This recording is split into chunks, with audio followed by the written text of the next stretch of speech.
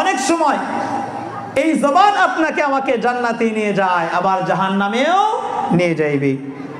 বুখারী শরীফের 6478 নম্বর হাদিসের মধ্যে আল্লাহ রাসূল সাল্লাল্লাহু আলাইহি ওয়াসাল্লাম বলেন, আন আবি হুরায়রা রাদিয়াল্লাহু তাআলা আনহু আনিন নবী সাল্লাল্লাহু আলাইহি ওয়াসাল্লাম قال ইন্নাল আবদা লা ইয়াতাকাল্লামু বিল কালিমাতি মিন রিদওয়ানিল্লাহ লা ইউলকি লাহা বাল। মাঝে মাঝে মানুষ এমন অনেক কথা বলিয়া থাকে, সে জানেও না এই কথার কি ধার। আল্লাহ রাব্বুল আলামিন এই কথার কারণে সে মকবুল হয়ে যায়, তাকে আল্লাহ রাব্বুল আলামিন কবুল করে নেন। ওয়া ইন্নাল আবদা লা ইয়াতাকাল্লামু মিন সাখাতিল্লাহি বিহা ফি জাহান্নাম।